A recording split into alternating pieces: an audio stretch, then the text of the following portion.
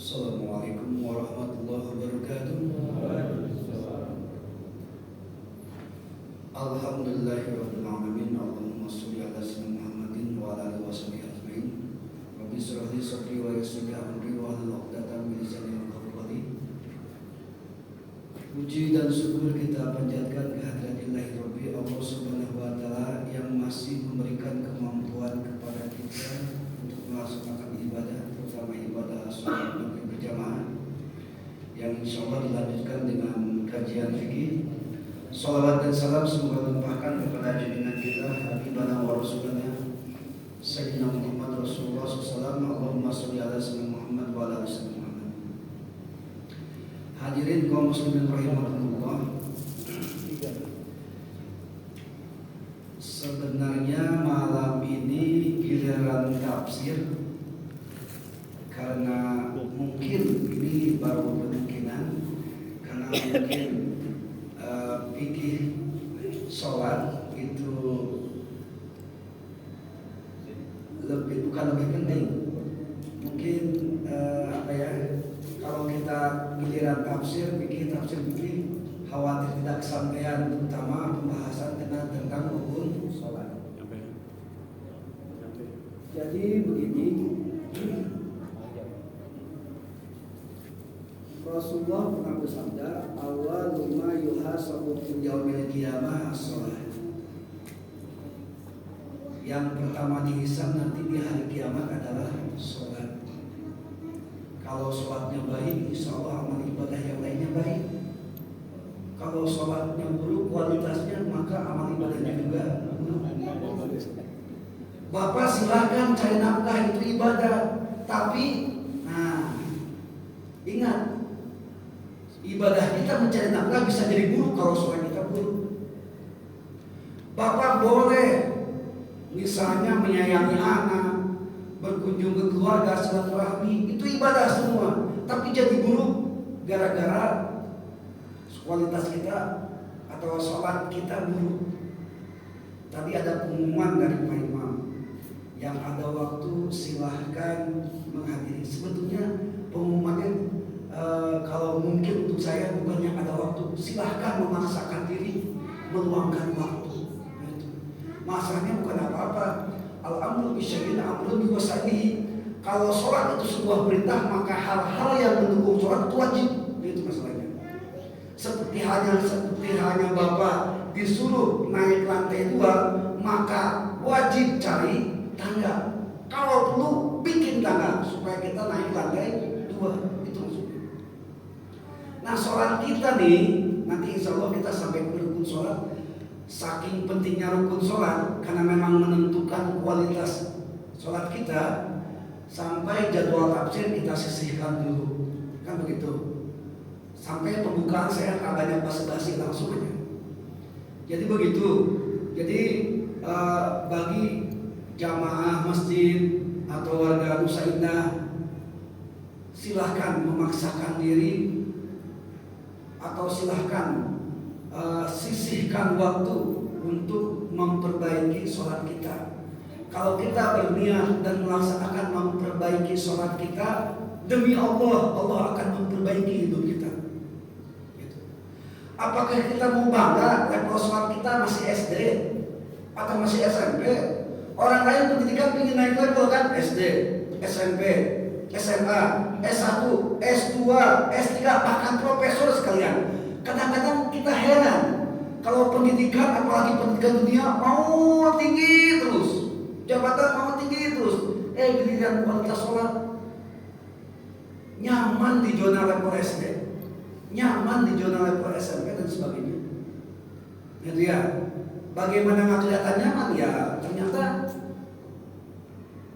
ya saya tak bisa menggambarkan gitu ya.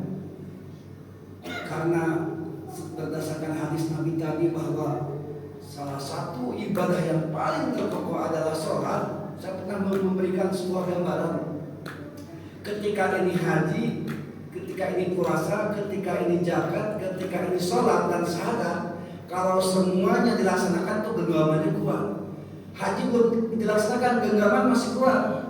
Puasa tak terlaksana, genggaman masih kuat. Zakat tak dibayarkan, genggaman masih bisa. Tapi kalau sholat lepas, jatuh. Itu maksudnya. Jadi kadang-kadang kita heran dengan diri sendiri, kenapa nggak bisa meluangkan waktu, kenapa nggak bisa memaksakan diri. Kalau sudah ada pengumuman dari pengurus masjid, innalillahi wa inna ilaihi raji'un, nyesal seumur hidup. Jadi mohon maaf saya diawali dengan agak marah-marah dulu ya Pak ya, karena kita memang insya Allah malam ini akan membahas tentang rukun sholat.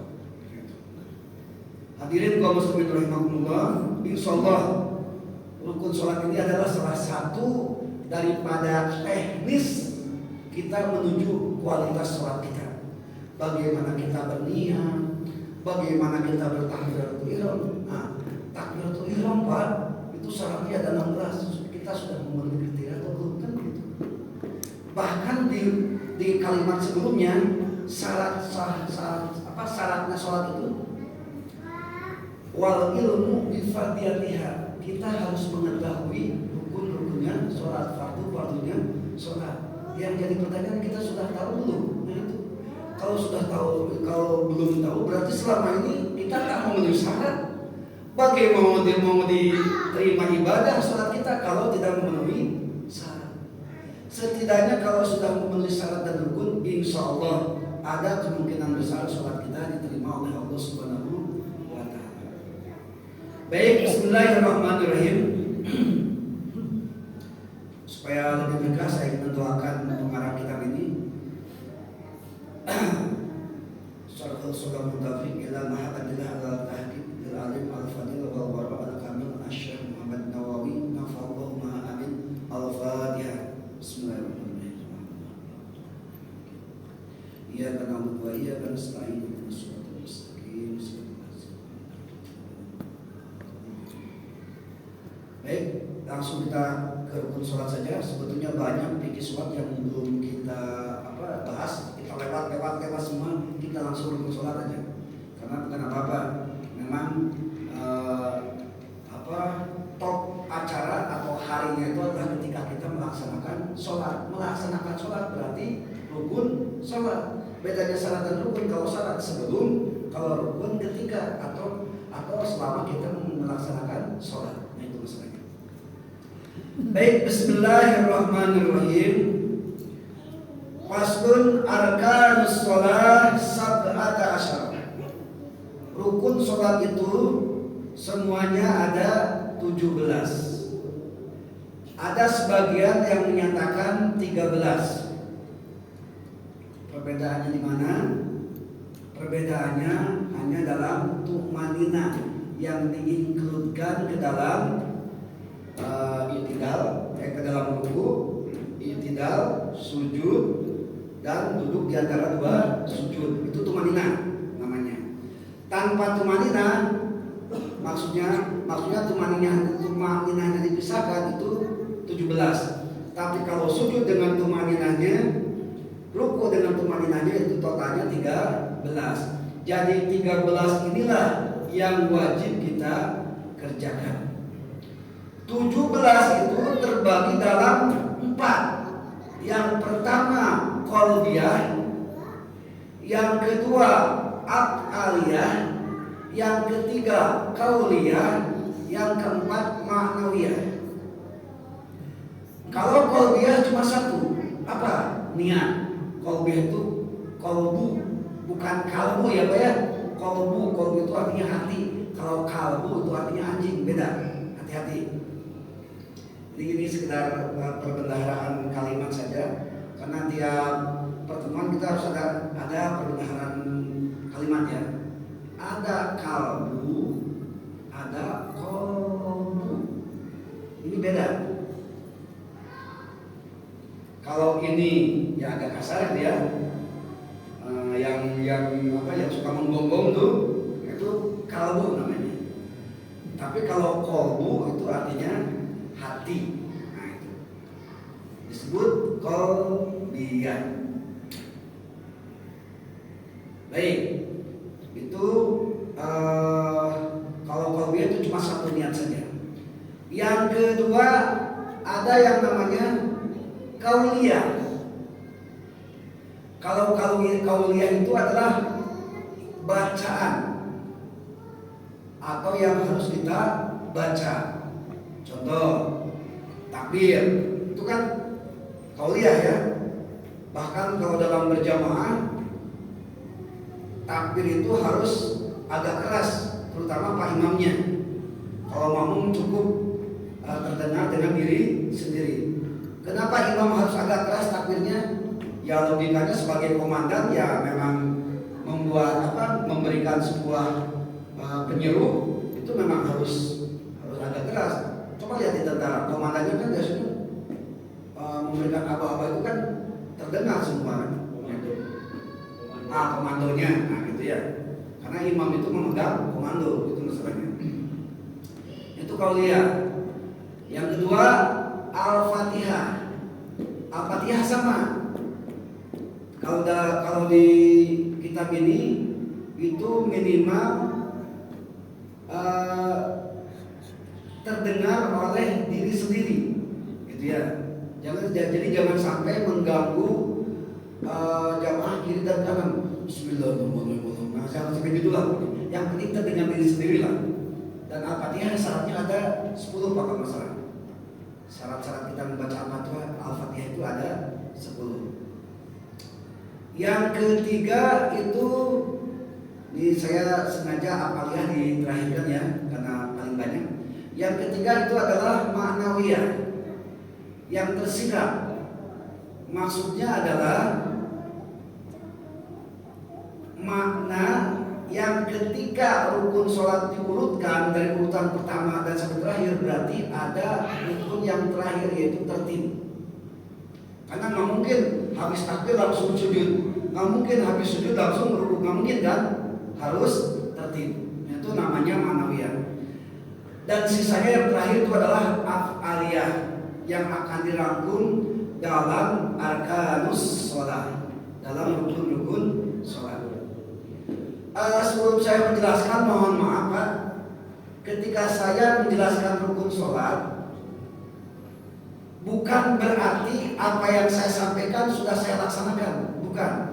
Karena kita sebagai manusia pun ada kekurangan, ketidaksempurnaan. Seperti kemarin Pak Imam menanyakan kenapa cuma sami Allah saja enggak sami Allah menhamidah. Itu karena memang dulu saya kebiasaan mengikuti guru gitu ya. Memang seharusnya lengkap. Contoh yang lain gitu ya. Duduk iftiros disunahkan kaki kanan itu dilipat gitu. Terus kaki kiri itu menggendong pantat. Disunahkan begini. Nah saya tak mampu, saya biasanya begini aja. Yang penting iftirosnya ada, pantat masih menyangga, kaki kiri masih menyangga bengkong gitu ya. Atau misalnya di tahiyat akhir harusnya dilipatkan begini. Ini di sini, ini menghadap ke kiblat juga, ini menghadap ke kiblat juga. Nah saya tak mampu karena waktu zaman mahasiswa pernah belok kiri tertabrak hartau sebelah gini. Ya akhirnya ketika melipat-lipat itu agak keram, akhirnya mengganggu kenyamanan dalam sholat. Jadi la yukallifullahu nafsan illa wus'aha. Kalau itu tak masalah karena hanya sunat, gitu ya. Sunat saja itu, sunat tahiyat tadi. Tapi kalau rukun, mohon maaf. Salah satu rukun misalnya berdiri, ruku, sujud. Salah satu rukun ya. Orang yang sholat duduk di kursi itu nggak kebagian berapa rukun ya. Pertama berdiri nggak kebagian, iya kan? Yang kedua ruku nggak kebagian, sujud nggak kebagian, 3 rukun tuh Pak. Kalau rukun ditinggalkan, mohon maaf, sholat diulang lagi. dalam satu ada 3. Ada rukun, ada sunat abad, ada sunat hayat yang membedakannya. Ini kita tidak berbicara orang yang sholat di kursi, enggak. Maksudnya kita konteksnya normal gitu ya. Kalau yang punya penyakit itu lain cerita. Kita udah sehat duduk ngapain gitu maksudnya, begitu ya. Jadi pertama ada rukun. Kalau rukun Pak ditinggalkan itu tidak bisa diganti, tidak bisa sujud sahwi, mama itu harus diulang. Mau tidak mau sujud 1 kali ketinggalan ulang karena udah tak sah, tak bisa. Nah, saya nggak kebayang Bapak masih bisa berdiri. Kemampuan berdiri itu minimal Al-Fatihah Pak. Kalau misalnya imam baca Al-Fatihah, kalau masih mampu berdiri saja. Ketika sudah waladhdallin amin, sudah terasa misalnya, silahkan duduk. Karena Al-Fatihah sudah beres. Karena Al-Fatihah rukun, sholat dan rukunnya harus kita dalam keadaan berdiri. Jadi yang duduk di kursi mungkin punya atau kebagian rukun yang rukun berdiri ya. Tapi saya yakin tak bisa mempunyai rukun yang 2 lagi, yaitu ruku dan sujud, karena rukunnya nggak sempurna, apalagi sujudnya. Itu yang dikhawatirkan. Makanya bagi mereka yang duduk di kursi, silakan cek ulang lagi 2 hal. Pertama medis, yang kedua kemampuan diri. Kalau kata medis kira-kira masih kuat sholat, mohon maaf, usahakanlah normal. Kalau kata medis masih kuat sholat, mohon maaf.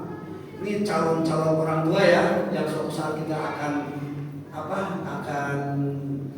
ada keterbatasan tenaga dan sebagainya. Kita coba ukur dulu dengan medis.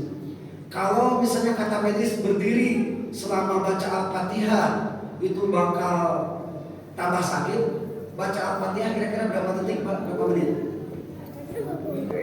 Ya, tergantung imam ya. Ya kita rata-ratakan lah 1 menit lah ya.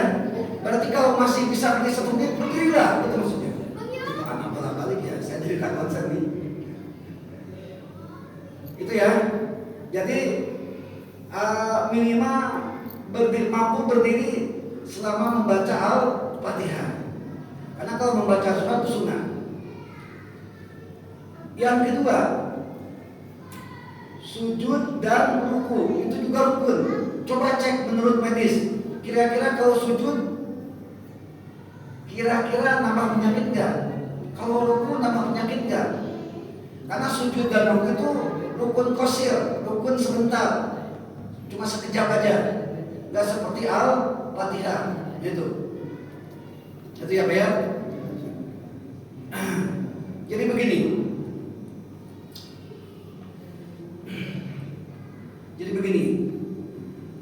Sholat kita kenapa duduk dan berdiri itu bacaannya agak lama dan rukun lagi. Kalau berdiri itu baca Al-Fatihah 1 menit lah ya. Kalau duduk itu kira-kira 1 menit juga lah ya, dari at-tahiyatul mubarakatuh sampai sholawat Nabi, kan begitu. Nggak usah sampai wala Ibrahim, nggak usah sampai sana lah, sampai Allahumma sholli ala Muhammad wa ala ali Muhammad atau Allahumma sholli ala Muhammad wa ala ali Muhammad, sampai situ aja udah cukup. Rukunnya ya, kita berbicara rukunnya. Nah, karena ini untuk membedakan iltibas manusia, kebiasaan manusia. Kebiasaan manusia itu dalam sholat cuma 2 Pak. Kalau tak berdiri, duduk. Kalau tak duduk, berdiri. Silakan cek. Makanya ruku itu sunat hayat bacaannya. Sujud sunat hayat bacaannya. Duduk di antara 2 sujud sunat hayat bacaannya. Tapi kalau berdiri sama duduk, maksudnya adalah ketika baca Al-Fatihah dan At-Tahiyat akhir, itu adalah kebiasaan manusia sehari-hari. Makan kita sambil duduk sambil berdiri Pak, duduk. Ngobrol kadang-kadang sambil berdiri kan gitu. Nah ada makan sambil ruku, silakan cek Pak. Ya, ke WC nggak ada sambil sujud, nggak ada. Antara dua itu pokoknya manusia itu. Makanya karena kebiasaan manusia berdiri dan duduk, maka dijadikanlah rukun, yaitu baca Al-Fatihah dan baca tasyahud akhir. Nah, gitu ya. Nah, selanjutnya kembali tadi kepada yang yang memakai kursi, silahkan cek ulang menurut medis gimana. Kalau kira-kira berdiri menambah penyakit, kira-kira ruku menambah penyakit, kira-kira sujud menambah penyakit, silakan. Itu termasuk la yukallifullahu nafsan illa wus'aha. Itu termasuk daripada kemurahan dari Allah Subhanahu wa taala, keringanan. Tapi kalau masih mampu berdiri seukuran Al-Fatihah, bisa ruku seukuran baca subhanallah, bisa sujud seukuran subhanallah, mohon maaf Pak, kalau walaupun Bapak udah ratusan tahun masih sanggup Al-Fatihah sambil berdiri, masih bisa sujud atau ruku dengan waktu kalimat subhanallah saja, tapi tetap sholat di kursi, saya khawatir ketiga rukun itu tidak dilaksanakan, berdiri, ruku dan sujud. Akibatnya apa? Akibatnya bukan saja tidak sah sholat, tapi memang sholat tak jadi dan harus diulangi. Sia-sia kan kita udah capek-capek sholat ternyata tidak sah. Kalau tidak diterima masih mending. Ini udah jelas-jelas tidak sah, tak dianggap, berarti tetap aja tidak sholat kan.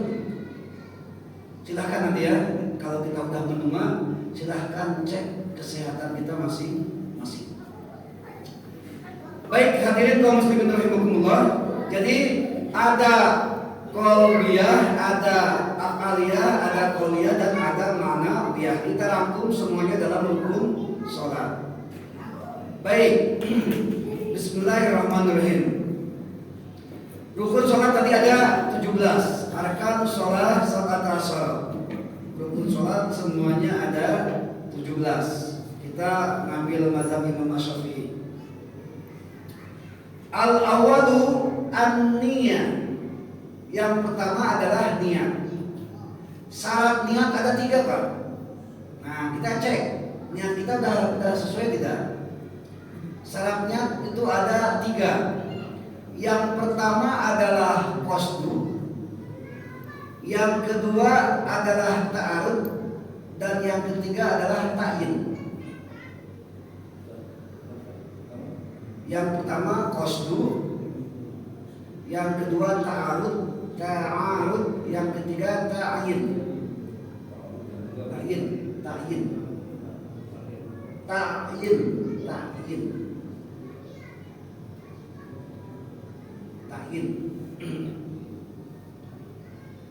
Yang pertama adalah qasdu. Qasdu itu asal kata dari qasoda, diserap dalam bahasa Indonesia jadi maksud. Ya. Bahwa qasidun wadaka maqsudun. Nah, maksud itu bahasa Arab, diserap ke dalam bahasa Indonesia. Jadi maksud itu bahasa Arab, ya, asalnya. Yang pertama adalah qasdu. Apa itu qasdu? Ya, kita berniat, bermaksud. Harus ada keinginan bahwa kita ingin melakukan sesuatu. Kenapa harus pakai maksud? Ini masalahnya wajib sholat. Kenapa harus wajib? Ada dalilnya Pak. Yang pertama surat Al-Bayyinah ayat 5, wa ma umiru illa liya'budullaha mukhlishina lahuddin. Gitu ya. Itu yang pertama. Yang kedua, hadis Bukhari Muslim juz 1 halaman 6. Innamal amalu bin niat. Tiap-tiap amal, tiap-tiap pekerjaan itu harus ada niat. Logikanya begini aja Pak, untuk niat ya.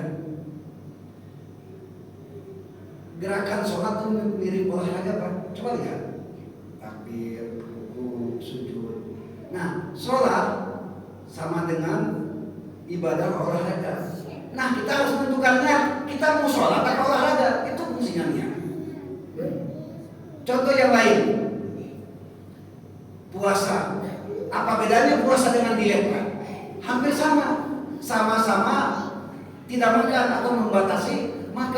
maka butuh niat. Kita mau puasa atau mau diet, kan gitu. Itu fungsinya niat. Atau misalnya yang lain, duduk di masjid. Nah, Bapak hati-hati. Duduk di masjid apa? Niatnya apa? Apa istirahat atau itikaf? Kalau niat istirahat ada pahala apa? Mohon maaf. Tapi ketika Bapak masuk masjid, nawaitu halal itikaf misalnya, sunatan aku itikaf karena Allah Ta'ala, dah jadi pahala. Karena duduk di masjid bisa saja karena itikaf, bisa saja karena istirahat. Kalau istirahat tak ada pahalanya, tapi kalau niat itikaf ada pahalanya. Di sanalah fungsi niat. Apa bedanya mandi duduk dengan mandi biasa? Kan sama fungsinya. Tapi kalau tidak pakai niat berarti tak ada pahala. Tapi kalau pakai niat ada pahala, kan begitu. Itu fungsinya niat, gitu ya Pak ya. Atau zakat juga. Zakat dengan memberikan hadiah sama orang lain itu sama aja. Dalam arti kata memberi. Cuma kalau zakat hukumnya wajib, kalau hadiah bisa mubah, bisa sunnah. Masa wajib dengan mubah disamakan? Tak bisa. Bagaimana cara supaya tidak sama? Dibedakan dengan niat. Gitu. Itu yang pertama ya. Yang pertama adalah qasdu. Saya izin kepada jamaah, apakah rukun sholat yang 17 ini mau langsung ditamatkan atau satu-satu terperinci? Saya terserah jamaah. Kalau satu-satu 17 itu taruhlah satu misalnya 45 menit atau satu kali pertemuan, berarti nanti 17 kali pertemuan. Guru enggak kan begitu? Terserah aja Mah ya. Gitu. Ya, enggak usah jawabnya sekarang.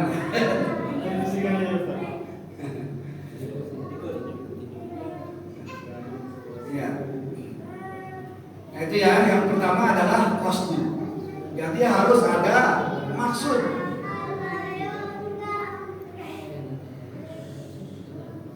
Jadi mohon maaf ya Pak ya, niat itu wajib.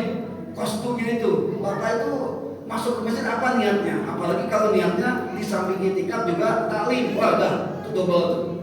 Tapi kalau niat Bapak daripada di rumah nggak ada kerjaan, dah ke masjidnya itu nggak ada, mohon maaf, itu niatnya udah lain. Mohon maaf sekali. Itu ya. Jadi itu karena apa? Itu namanya karena nganggur aja. Jadi bukan memaksakan diri. Izin ada yang membimbing anak supaya bisa konsen.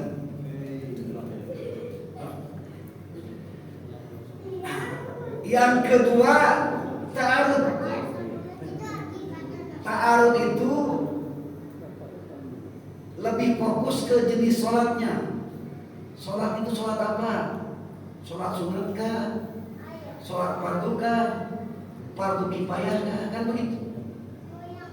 Jadi harus ada itu Pak. Kalau tidak ada fardunya, tidak ada sunatnya, tak sah sholatnya. Mohon maaf. Jadi ya. Jadi ketika kita sholat maghrib, niatnya harus ada fardunya Pak. Fardu. Ketika kita sholat isya harus ada fardunya.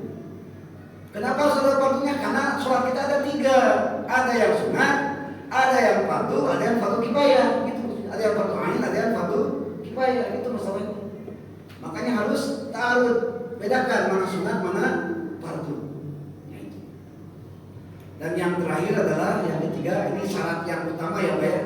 Yang terakhir yang ketiga adalah ta'yin. Ta'yin itu Bapak sholat apa? Harus jelas. Karena sholat itu banyak macamnya. Ada duhur, ada isya, ada subuh, ada maghrib, ada hajat, ada istikharah, ada duha, kan gitu. Harus ta'yin, harus menentukan sholat apa. Maka minimal dalam niat Bapak itu usolli fardhu maghrib, dah selesai. Itu minimal, kurang satu tak sah sholatnya. Usolli maghrib, dah sah. Usolli fardhu, dah sah. Harus 3. Usolli fardhu maghrib. Di hati apa ya? Bukan di ucapan. Karena kalau Bapak di ucapan Allah sholli fardhu maghrib, nah batal sholatnya karena ngomong. Nah itu ya. Beda. Kalau itu urusannya di hati. Kalau mau diucap sebelum takbir. Karena awal mula sholat adalah takbir. Aqwalun wa af'alun muftatahatun bil takbir.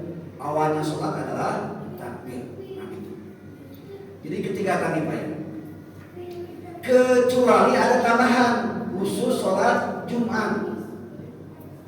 Kalau sholat Jumat karena berjamaahnya wajib, maka harus ada imaman dan makmuman. Kenapa di sholat maghrib, subuh, isya tidak wajib imaman makmuman? Karena hukum mendirikan sholat berjamaah menurut mazhab Imam Syafi'i adalah sunnah muakkadah gitu. Walaupun sebagian ada yang menyatakan fardu kifayah. Ini memang pertentangan para ulama gitu ya. Cuma memang kalau menurut mazhab Imam Syafi'i adalah sunnah muakkadah, sunnah yang sangat dianjurkan. Makanya karena sunnah muakkadah tak usah pakai makmum atau imam. Tapi kalau sholat Jumat, saya mau tanya sama Bapak, sholat Jumat itu berjamaahnya wajib apa tidak? Wajib. Bahkan harus 40 orang. Ketika wajib, maka imam dan makmum sebaiknya memakai kalimat usolli fardhu jum'ati makmuman lillahi. Harus gitu. Khusus sholat Jumat. Kalau sholat berjamaah yang lain kayak istisqa, sholat id itu kalau pakai makmuman juga nggak jadi masalah. Yang penting yang tiga tadi apa ya? Usolli, fardhu, dan jadi sholatnya apakah maghrib, isya dan sebagainya. Itu untuk niat. Baik, sebelum saya melanjutkan, ada yang ditanyakan tak? Atau saya lanjut dulu ya, niat dulu ya. Saya lanjutkan dulu sebentar. Baik, niat itu sama dengan meniati seluruh rangkaian sholat. Ruku wajib tidak Pak? Wajib. Ketika mau ruku tak usah niat lagi. Kenapa?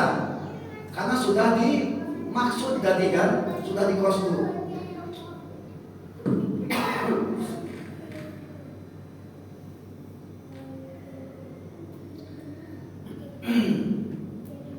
Jadi ketika kita usolli fardhu isya'i, maka rangkaian dari mulai takbir sampai salam tak usah diniatkan lagi. Mau ruku niat ruku, mau tidak niat tidak, tak usah, karena sudah dicakup, sudah tercakup dengan qasdu atau maksud. Nah dia. Nah tapi itu khusus buat rukun sholat. Gimana kalau sujud sahwi? Saya mau tanya sama Bapak, sujud sahwi bagian daripada rukun sholat tidak? Tidak kan? Bapak misalnya lupa tidak kunut subuh, gitu ya, maka melaksanakan sujud sahwi adalah sebelum melaksanakan salam, kan gitu. Subhanallah la ilaha wala yasbu. Sujud pertama subhanallah wa yasbu, duduknya duduk iftiras, jangan atahiyat akhir. Sudah duduk iftiras kayak atahiyat awal ya Pak ya. Sujud lagi, bacakan lagi yang tadi subhanallah wa yasbu, baru duduk atahiyat akhir. Baru ada jeda ukuran subhanallah, baru tengok kanan assalamualaikum. Kan gitu. Nah, kalau sujud sahwi, kalau Bapak tidak niat, itu jadi batal sholatnya semua. Kenapa? Kelebihan sujud. Bisa dipahami nggak Pak? Begini, sekali lagi. Ketika kita niat, maka keseluruhan daripada rukun sholat itu sudah tercakup dengan qasdu, dengan maksud. Ternyata ketika sholat subuh kita lupa kunut, kan begitu. Ketika lupa kunut berarti kan harus sujud sahwi. Ketika mau sujud sahwi kita polos, nggak ada niat apa-apa. Kalau polos nggak ada niat apa-apa, cuma main sujud sahwi aja, berarti sujud dalam sholat nambah 2, berarti batal sholatnya. Karena overdosis. Harusnya sujud dalam subuh itu 4 kali, ini malah 6 kali. Tapi kalau ada niat, nah itu tak jadi masalah. Jadi niat itu ada dua pemakaiannya Pak. Niat dalam arti rukun sholat, semua rakaat sholat sudah terkostum, sudah terniati. Tapi ketika ada kesalahan, karena kita lupa sunat abad itu ada 5 ya Pak ya. Yang pertama itu kunut, ketinggalan kunut. Yang kedua lupa tidak tasyahud awal. Kalau terutama dalam sholat apa Pak? Maghrib, zuhur, asar dan isya. Yang ketiga tidak sholawat Nabi ketika at-tahiyat awal, ya Pak ya. Lupa tidak sholawat Nabi ketika at-tahiyat awal. Yang keempat lupa tidak sholawat kepada keluarga Nabi ketika at-tahiyat akhir. Misalnya asyhadu an la ilaha illallah Allahumma sholli ala Muhammad assalamualaikum. Nah, wa ala alihi lupa. Nah, itu sunat apa? Harusnya kita sujud sahwi gitu maksudnya. Dan yang kelima adalah ketika kita meragukan jumlah rakaat kita. Contoh, Bapak sholat isya sendirian misalnya, munfarid. Itulah fungsinya berjamaah supaya kita tidak terhindar dari itu kan. Sendirian misalnya, ini rakaat ketiga atau keempatnya, kan begitu. Tambahkan, kalau kita yakin rakaat keempat, tambahkan 1 rakaat. Kalau kita keyakinan rakaatnya baru rakaat ketiga, begini maksud saya Pak ya. Jadi ketika Bapak ragu-ragu mau rakaat terakhir ini rakaat ketiga atau keempat, ragu-ragu. Nah, Bapak anggap aja itu berdiri lagi rakaat keempat, walaupun misalnya malaikat mencatat ini rakaat kelima ini udah berlebihan misalnya gitu ya. Karena Bapak beri keyakinan ini udah rakaat keempat, ya udah keempat saja. Nah, sebelum salam silahkan sujud sahwi. Itu sunat apa? Ada 5 ya Pak ya. Jadi kalau Bapak lupa hal itu, disunah muakkadkan sujud sahwi. Sujud sahwi itu hukumnya sunah muakkad. Nah, seperti itu. Atau satu lagi Pak, kita tiap subuh Jumat biasanya kita membaca as-sajdah kan? Ketika sampai kepada ayat yang ke-15 kalau nggak salah, wahum la yastakbirun kan gitu ya. Nah, langsung takbir. Nah, ketika takbir niatkan kita sujud tilawah. Kalau cuma takbir saja langsung sujud, misalnya Bapak tak ada niat tilawah, berarti sujud tilawah berapa kali? 1 kali kan? Berarti sholat subuhnya sujudnya ada 5, batal sholatnya karena overdosis, karena kelebihan sujud. Jadi ketika mau sujud tilawah, ketika mengucapkan takbir, niatkan dalam hati mau sujud tilawah. Kalau di hati tak ada niat sujud tilawah, kalau menurut mazhab Imam Syafi'i itu tidak sah atau batal. Nah, begitu Pak ya. Itu aturan dalam berniat. Nah, gitu. Baik, itu untuk sementara. Barangkali ada yang Bapak sampaikan atau ada yang ditanyakan, silakan Pak. Untuk khusus niat dulu, kita belum takdir. Kalau tidak ada, saya lanjutkan.